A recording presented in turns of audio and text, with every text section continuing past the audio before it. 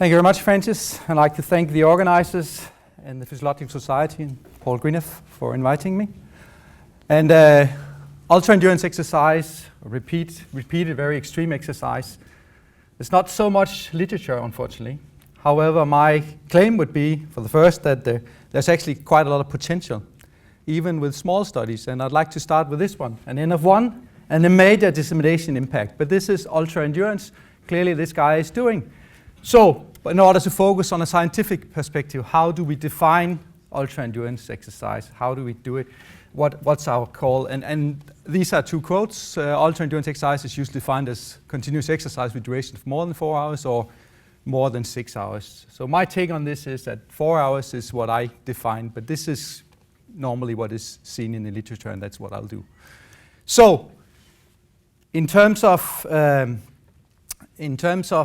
ultra-endurance extreme exercise, part of it is competition, part of it is doing extreme things around the world, trying to do something nobody has done before. And one of these aspects is traversing the South Pole, and then you see here up, you see the different people that have tried that, the Amundsen that reached the first, and the unfortunate Scott expedition, the Shackleton over here, and some more recent attempts to do this. Ausland was the first to do single passage of it. He used the wind. Skok and Waters did it unsupported, unaided, but two. And then Henry Worsley, the late Henry Worsley, tried this recently, and unfortunately it was with a fatal end due to disease, very close to actually managing. But this is clearly the extreme form of ultra-endurance exercise. It's difficult to study, and it is probably at the limit of the capacity that we have as humans. Where do we see ultra-endurance exercise? We see it in competitions. We see this is the Southern Traverse in New Zealand, where they go about 400 kilometers in different modes, and the intention is really to go from one point to another using different modes of transport. This is on your left-hand side over here, you have coast steering, which is traversing the coast, swimming and climbing, trying to get up of the kelp, or doing kayaking or mountain biking, running or climbing or whatever. Another aspect of it is the marathon repeated marathons under different conditions. Here is the Marathon des Sables in 5 or 5.5 marathons. Tour de France, you're all aware of, or passing the Alps on Transalp passage. Very repeated, very prolonged exercise under strenuous conditions. Another one is where we actually add, as we saw on the initial slide, where we add the cold and the extreme conditions. This is the Iditarod race, a 1,000-mile race with sledge dogs done as fast as you can. And here the Arctic Circle race in Greenland, where they have to traverse about 55 kilometers on 3 consecutive days, typically in temperatures of minus 20 to minus 25 degrees Celsius. Here shown on a nice day where you can actually see where you're going. So these are the conditions, and some of them are quite difficult to study, and probably that is why we see not so much in the literature. But what is there? So I'll try to take you through energy intake and substrate utilization during and after ultra-endurance exercise or extreme repetitive exercise, and some whole body and muscle maladaptation to prolonged extreme repetitive exercise. And it will be a bit mixed because of the studies obviously often address both things. One famous study to stress while we're here, and actually some of the co-authors are here, is this data by Mike Strout, where they actually tried to pass the South Pole. They managed to go for 95 days, there were 2 of them. And there is some physiological data before and after. And as you can see, they were 85 kilos before, and this is the body fat percent. And as you can see, when they were lifted out after 95 days, they're pretty much devoid of fat. There is a huge decrease in VO2 max, and likewise on the oxidative enzymes. So clearly we are at a level here of exertion where the body is unable to cope. And in this study, they actually used the doubly labeled water method, which Phil Atherton told about yesterday, where you can actually, by the gold standard, to measure energy expenditure. And this is the data from day 0 to 50, which I think is actually generally believed to be true, and where they see the average energy intake, which is Under these conditions, fairly simple to measure because there's nothing else to buy or gain from there, so you know what they bring and you know what they bring out, and you can see what they've actually eaten. However, the expenditure is on average 35, 38, or 28 to 39, depending on which calculation method. They use two different approaches in calculation. So this is probably some of the highest reported where we actually believe, where the data believe. If we go through the later stages of this, they are in the mid-40s to high 40s, and that is by far the highest reported, but there is some technical problems sampling there, so that may not be the case. Obviously, there's a huge discrepancy between expenditure and intake here, which is a critical aspect when we evaluate the effect of ultra-endurance exercise or extreme repetitive exercise. In 1989, Wim Saris used also the double label water method, and here was used in Tour de France, and it was used on 4 riders, and there was no change in body weight, implying that they were actually capable to cope with having a sufficient intake compared to the expenditure. And you can see the average mean day is about 25, and they were able to actually consume that with all the help they actually have there. Highest was about 32 and 34, and on the resting days they were down on 12.9, 16.1, slightly higher on the intake side. Westertorp did a prior study in '86, but the intake data was less controlled under those conditions. So probably here we are close to the limit where we actually have an elite athletes that are used to consume these high energy amounts and they can actually cope with that. The same group with Fred Brunsch as the lead author studied this in the lab, and you can see here the expenditure, and this was done in 13 males in the lab, the caloric chamber, and they found expenditures around 27, 25 on the 2 exercise days, slightly lower intake, but this is a pretty good documentation that there is actually probably reasonable to believe that that is actually viable data. So this is probably where we are. There's been some discussions about the intake data here, whether they are in fact correct or not. That was not the key focus of this study. So basically there's few studies around that has done that, and one of them is from Nancy Herrera in Otago. You're looking at a 6-day cycling state, slightly slow or shorter distances, but still we were above 4 hours. And here they were really very, very careful with the energy intake. And as you can see, unfortunately only in 4 subjects, the very, very nice balance between energy intake and energy expenditure. You can see the ranges over here. And because one rider actually crashed, there are no statistics on this one, but they retained same body weight. There's a tendency towards an increase in lean and a decrease in fat mass on this occasion, but not statistically significant or tested because of the slow subject number.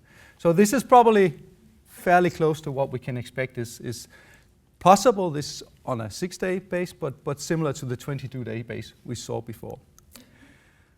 We studied that with a focus on the slightly older individuals, 6 men, 61 years average, one at almost 70 and one at late 40s, but the rest were around 60. BMI 25 and fairly well trained, not as Jørgen Emil Hansen, which was José Calvé showed yesterday with a big heart, but fairly well trained for that age group.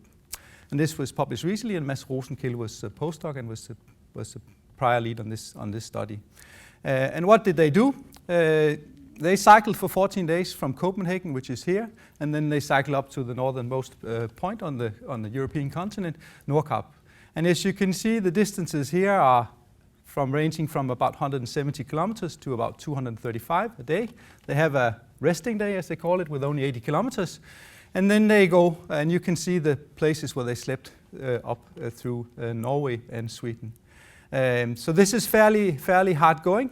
How did they do that?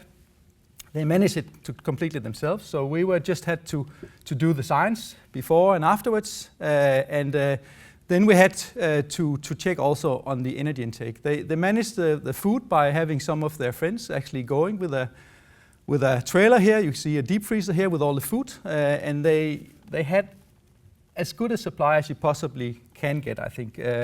And we talked to them prior to they actually did the tour, and the main message for them was eat, eat, and eat. That's the only way you can actually manage that.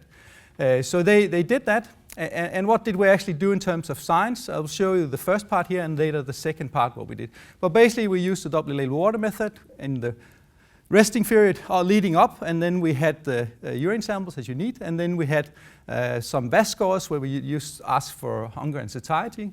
We measured the intake on 2 days, 3 times during the 14 days. So we had 2 medical students drive in one of the university cars behind them, and then they were in the morning, they were there during the breaks, and they picked up anything they ate. So we think we have pretty good intake data on these 6 days out of the 14 days. And the dietary registration out here is problematic, as you all know. And what do we see? Just a little bit about the exercise. Exercise for 11 hours a day.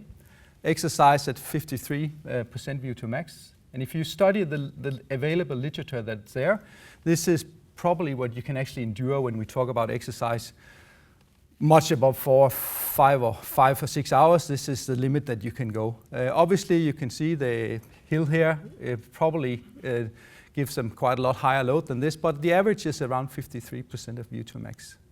And this is actually the main results, and the primary one I'll show you here. You can see here the energy expenditure. It rises from about 15 to about 28 and 32 in these 61-year-old males. It's just pretty good, highest probably ever reported for this age group, but showing that they can actually attain similar values in energy expenditure as young and fairly elite athletes.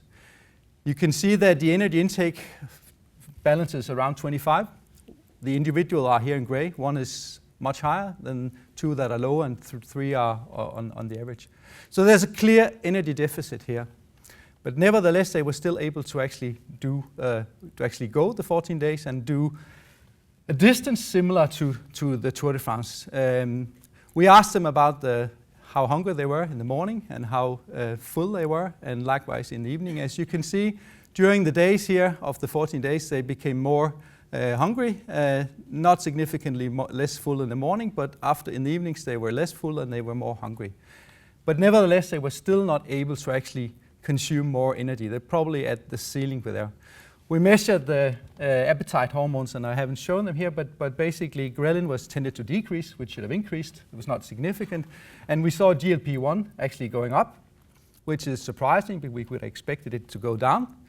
We measured plasma citrulline, and that is some kind of a marker for enterocyte mass, and actually that was borderline significant, suggesting that these people actually have a larger enterocyte mass, and that was why we saw more GLP-1, suggesting possibly that the reason for the low intake is simply not sufficiently being used to work on these very, very high energy intakes.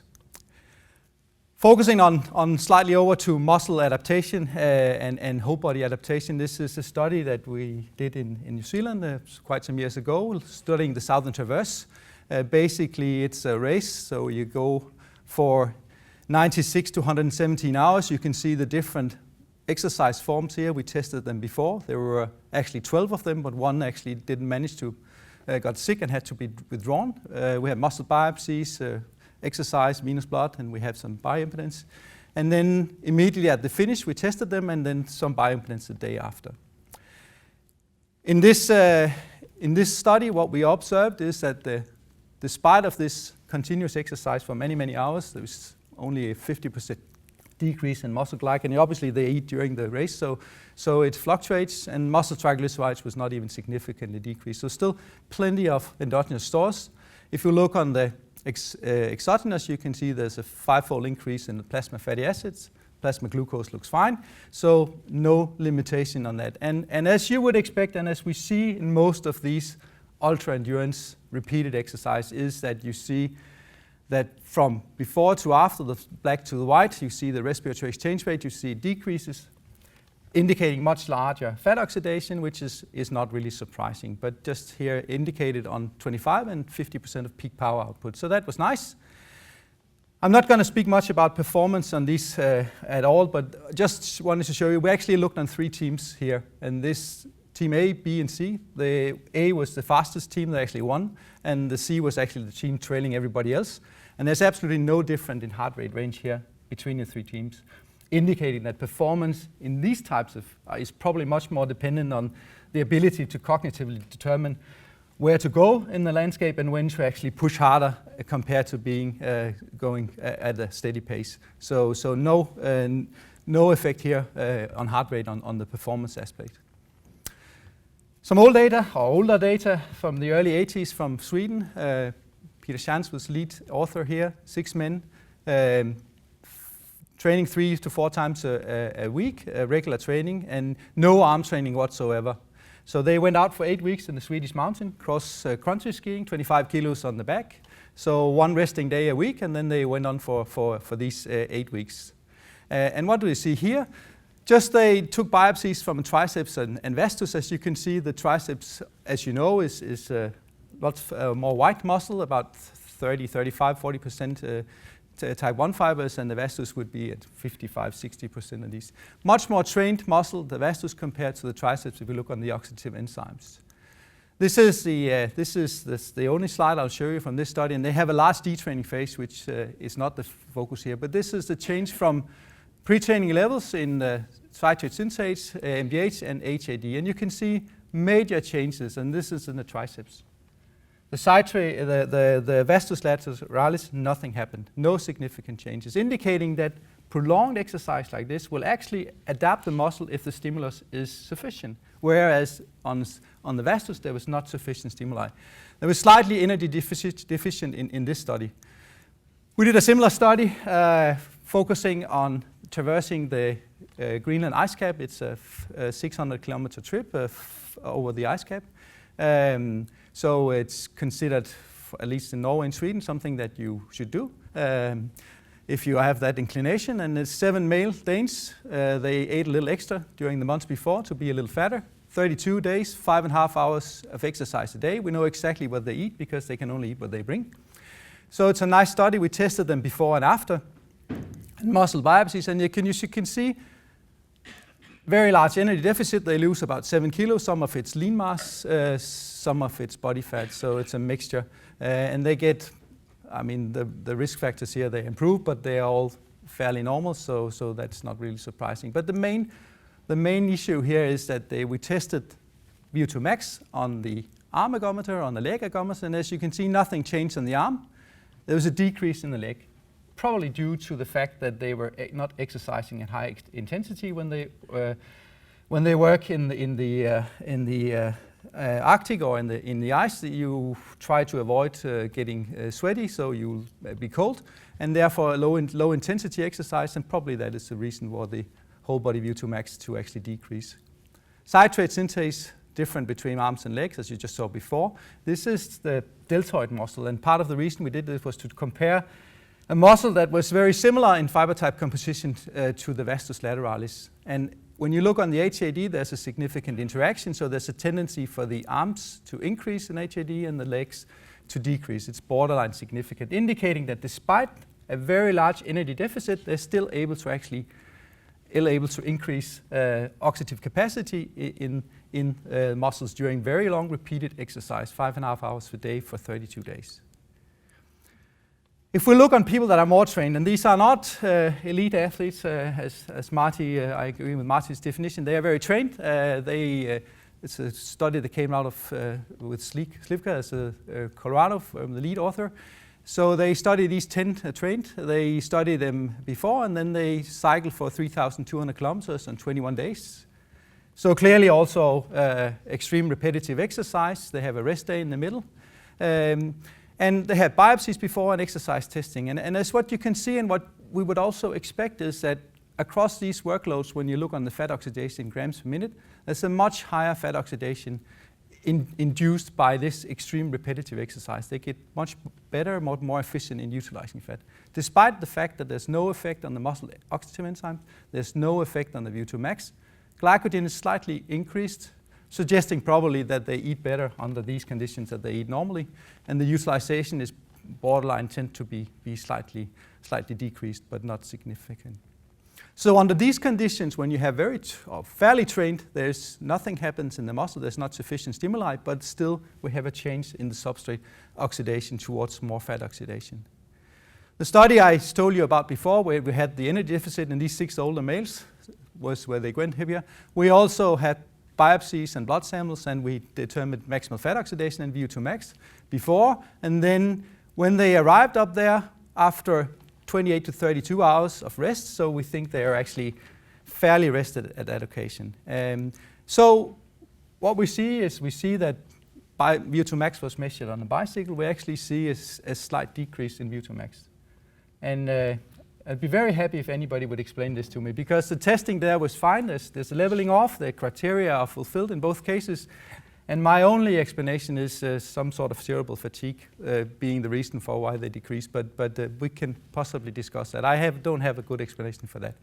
We also looked on the fat oxidation, and this was actually a key idea behind this study. And as you can see, this is the protocol from Jørgendrup's lab. Jules Achten was the one that initially did as a progressive incremental exercise, 3-minute loads, 35 watt increase, and then you finish at RE 1.1, 1.0, and then you calculate by indirect calorimetry the oxidized fat. You do a bell-shaped curve, and then you can see the highest fat oxidation mathematically. And when you do that, we see a major decrease in fat oxidation capacity, which is quite different from the data I've just shown you before. We see that this also occurs at an exercise intensity which is lower. That is concurrent with the finding that VO2 max is decreased, and probably due to that. So why do we see that fat oxidation is decreased? Here is a busy slide, so I'll try to take you through it. This is the muscle glycogen. They are eating about 12.1 grams of carbohydrate per kg body weight, which is fairly impressive for 61-year-old males, and is probably what you would recommend they would eat at this type of load. So there's more than sufficient carbohydrate. They have capacity to actually maintain their body weight, but despite the fact they are energy deficient, and that is organized by the fact that they actually gain lean mass and actually lose fat mass. So there is an energy deficiency which is maintained, which is handled by changing the body composition.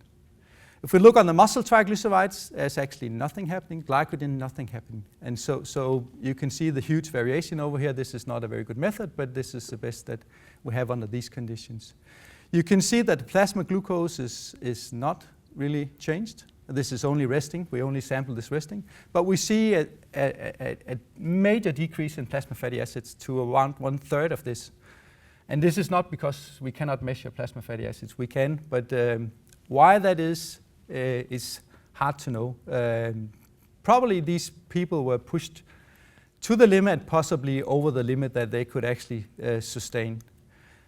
If we look on the muscle adaptation on these subjects, basically we see that the GLUT4 and hexokinase are significantly increased. We see that lipoprotein lipase is borderline increased. And AGTL, the first breakdown of the triglycerides to diacylglycerol, is also increased.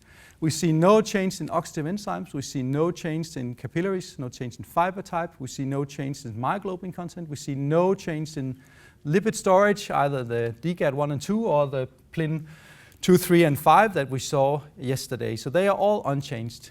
So what is happening basically is probably happening what we would actually suspect under these conditions with 11 hours of exercise a day, is that you're upregulating the capacity to transport exogenous substrates, the glucose here, and offloading the fatty acids with the lipoprotein lipase in the bloodstream. And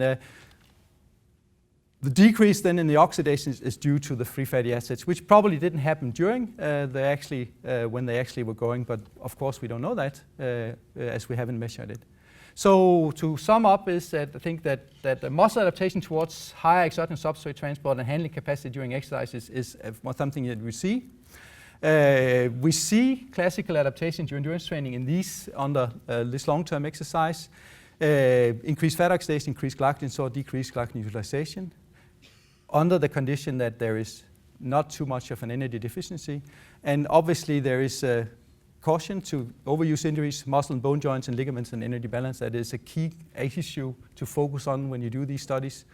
And when we talk about the older subjects, there is insufficient adaptation to increased energy expenditure or possibly inadequate stimulus to uphold energy intake.